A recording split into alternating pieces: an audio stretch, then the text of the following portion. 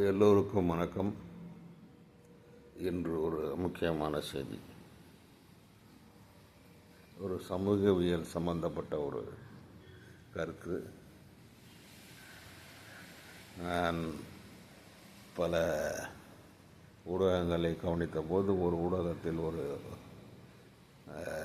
செய்தியை பார்த்தேன். அதாவது, பெண்ணுக்கு 16 வயது வந்தவுடன் அவள் மதிப்படைந்து விடுகிறாள், ஆனால் ஆணுக்கு அந்த மதிப்பு வருவதில்லை.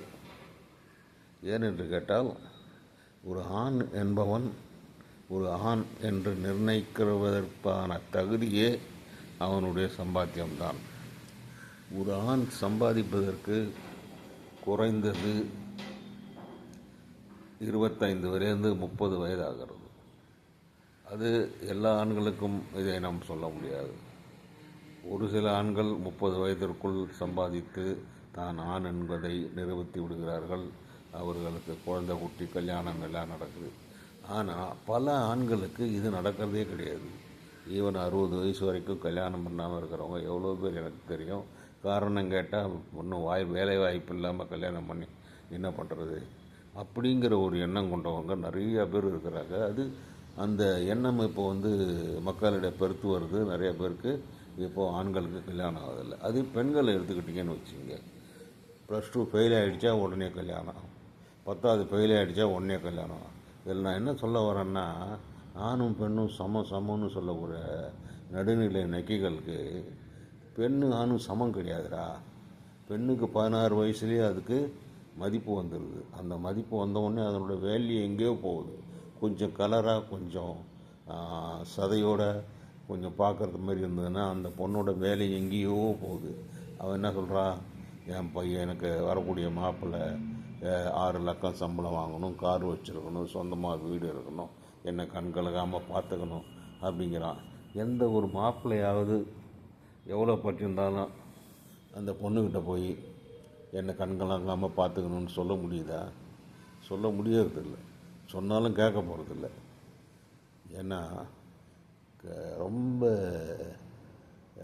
சமூகத்தில் ரொம்ப இழிந்த நிலைமையில் தான் மனிதனுடைய ஆண்மகனுடைய மார்க்கெட் இருக்குது. இதை நான் ரொம்ப வருத்தப்பட்டு சொல்கிறேன். ஏன்னா நிறைய பேர் நான் ரோட்லேயும் வழியிலையும் வாழ்க்கை பாதையிலையும் திருமணமாகவே பார்த்துருக்குறேன். திருமணங்கிறது ஒரு பந்தம் மட்டும் கிடையாது, ஒரு சுழற்சி. ஒரு சுழற்சினா எப்படி சொல்கிறது, ஒரு மரம் இருக்குது, அது காய்க்குது, பூக்குது, அது அப்புறம் பழம் விடுது, அந்த பழம் கீழே விடுது, அந்த மரம் காய்ஞ்சிருது. இது அந்த மரத்தோட சுழற்சி.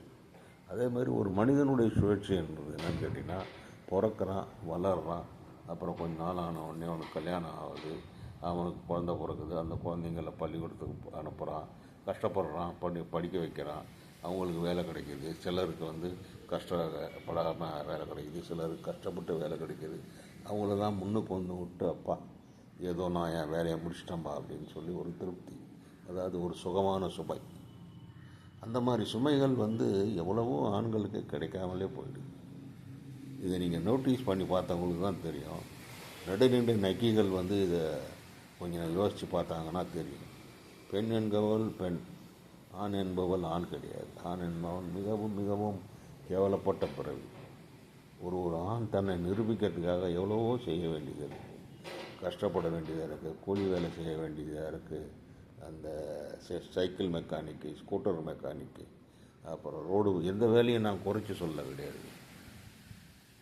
எல்லாருக்கும் எல்லாம் கிடைச்சிடுறதும் கிடையாது. அதாவது ஒரு 100 பேர் படிக்கிறதுக்கு போனான்னா குறைஞ்சது அதில் இருக்கிற ஒரு 5% பேருக்கு தான் அந்த கல்விங்கிற தாய் கண்ணை திறக்கிறான். மிச்சம் 95 பேரில் ஒரு 30 பேர் ஏதோ 60 மார்க்கில் பாஸ் பண்ணுறான், ஒரு 20 பேர் 40 மார்க்கில் பாஸ் பண்ணுறான். மிச்சம் இருக்கிற ஒரு 30-40 பேர் முடியல. ஏன்னு கேட்டிங்கன்னா, சிஸ்டம் அந்த மாதிரி, கடவுள் மனிதனை படைச்சிருக்கிறதே அந்த மாதிரி தான். உங்கள் இஷ்டத்துக்கு நீ போனீன்னா, படிச்சின்னா நீ பெரிய கலெக்டர் ஆகிடலாம் அப்படிலாம் கிடையாது. ஏன்னா நான் எல்லாம் பார்த்துட்டு வந்தோம் வாழ்க்கையில். அதனால் எனக்கு இதெல்லாம் சொல்கிறதுக்கு 1000 தகுதிகள் இருக்குது. இதே ஒருத்தவன் ஐஏஎஸ் பாஸ் பண்ணுறான்னா, அவனோட ஜீனில் இருக்க ஐஏஎஸ் பாஸ் பண்ணணுன்ட்டு, அவன் படித்து பாஸ் பண்ணல. ஐபிஎஸ் பாஸ் பண்ணுறான்னா அவன் ஜீனில் இருக்க ஐபிஎஸ் பாஸ் பண்ணணுன்ட்டு. ஐசிடபிள்யூ பாஸ் பண்ணுறான்னா அவனுடைய ஜீனில் இருக்க ஐசிடபிள்யூ பாஸ் பண்ணணும். எல்லோரும் பாஸ் பண்ணிட முடியாது. ஆனால் அதான் சொல்ல வரேன். இந்த மாதிரி கஷ்டப்பட்டு கஷ்டப்பட்டு கஷ்டப்பட்டு ஒரு நிலையிலையும் அடிபட்டு 30 வயசில் நான் தேறி நான் ஒரு மனுஷனாக நிற்கும்போது என் முன்னால் காட்டக்கூடிய பொண்ணை ஏதோ ஒன்று கல்யாணம் பண்ணிக்கிறோம்டா அப்படிங்கிற நிலைமையில் தான் தமிழகத்தில் இருக்கக்கூடிய ஒவ்வொரு ஆண்மகனுடைய நிலைமையும் இருக்குது. இதை நான் ரொம்ப வருத்தத்தோடு நான் இதை பதிவு செய்கிறேன். இதை நீங்கள் எப்படி எடுத்துக்கிட்டாலும் சரி. அடுத்தாப்புல பொண்ணுங்கள் கதையே வேறு. எப்போ பொண்ணு 16 வயசு ஆச்சோ ரைட்டு, ஓகே. அப்பா அம்மா என்ன பண்ணுறாங்க, பொண்ணு நம்மள்கிட்டன்னா மடியில் அது பேர் என்ன சொல்கிறது, மடியில் நெருப்பை கட்டிக்கிட்ட மாதிரி இது எப்படியா இருந்தாலும் என்ன ஒருத்தன்ட்ட கொடுத்துடணும் அப்படிங்கிற மாதிரி அந்த பொண்ணை இது பண்ண பார்க்குறாங்க. இதை விடாத சில பொண்ணுங்க என்ன பண்ணுது, சாப்பிட்ற சாப்பாடு செரிக்காமல் கொழுப்பு சேர்ந்து போய் ஏறையாக ஊரையாக சுற்ற வேண்டியது, ஊர் சுற்ற வேண்டியது, அங்கே போக வேண்டியது, இங்கே போக வேண்டியது, ட்ரெஸ்ஸு பேர் என்ன சொல்கிறது, கிளப்புக்கு போக வேண்டியது, ஹோட்டலுக்கு போக வேண்டியது, எவன் முடியாது போக வேண்டியது, சாப்பிட வேண்டியது. எவன் ஒருத்தன் உன்னை கூட்டும் போகிறானோ அவன் உன்னை சும்மா கூட்டும் போக மாட்டான். இந்த காசு இருக்கக்கூடிய பணக்கார பசங்க ஒரு 10% இருக்கிறவனோ இல்லையா, இவனுங்கள்கிட்ட காசு இருக்க, அப்பனா அத்தா சம்பாதிச்சு வச்ச காசு இருக்கு. அதனால் அவனுங்கள்ட்ட அந்த காசை எடுத்துகிட்டு போயிட்டு தே ஆர் லூரிங்னா என்ன பண்ணுறது, என்ன சொல்கிறது, உங்களை கவர்ச்சி பண்ணுறான். வா சாப்பிட போகலாம், வா அங்கே போகலாம், வா இங்கே போகலாம் அப்படின்னு உங்களை கவர்ந்து இழுத்து ஒரு படத்தில் சொல்கிற மாதிரி 5 ரூபா சட்டையை அயன்மெண்ட்டு போட்டு எங்கள் பொண்ணுங்களை தூக்கிட்டு போகிறீங்களா, அந்த மாதிரி பண்ணி தரும். அதில் இந்த பொண்ணுங்க ஏமாந்தர்களோடு இல்லாமல் அதை வளர்த்த அப்பா அம்மாவுக்கு, அண்ணன் தம்பிக்கு கேவலத்தையும் சொல்லனா துயரத்தையும் கொடுக்குறாங்க. என் கண் முன்னால் நிறையா கேஸ் பார்த்துருக்குறேன். அப்பா பொண்ணுக்கிட்ட கெஞ்சுவார், அம்மா வந்துடுமா, வேணாம்மா, இது சரி வராதுமா, அவனுடைய குடும்ப சூழ்நிலை வேறு. இதை நான் இங்கே இந்த கேஸில் நான் ஜாதியோ மதத்தையோ இழுக்கலை. இது எக்கனாமிக்கல் ஸ்டேட்டஸ், அதுதான் சொல்ல வரேன். எக்கனாமிக்கல் ஸ்டேட்டஸ் நிறைய விஷயங்கள் இருக்குது. அதில் இந்த எக்கனாமிக்கல் ஸ்டேட்டஸை வச்சு நான் சொல்ல வரேன். இந்த எக்கனாமிக்கல் ஸ்டேட்டஸ் சரியில்லைங்கும்போது அப்பா அம்மா கெஞ்சுறாங்க, வேணாம்பா, இது சரி வராதுமா, வந்துடுமான்னு. அது கேட்க மாட்டேங்குது. போலீஸ் ஸ்டேஷனில் வச்சு சொல்கிறாங்க, அப்பாவும் அம்மாவும் கேட்க மாட்டாங்க. யோ போயா, உன் பொண்ணே வரமாட்டேங்குது, இங்கே கேட்டு போயான்னு சொல்லி அந்த இன்ஸ்பெக்டர் சொல்கிறான். சொல்லும்பொழுது அந்த பெண்ணை பற்றக்கூடிய தாய் தந்தையருடைய மனநிலை எப்படி இருக்கும் கொஞ்சம் யோசிச்சு பாருங்கள்.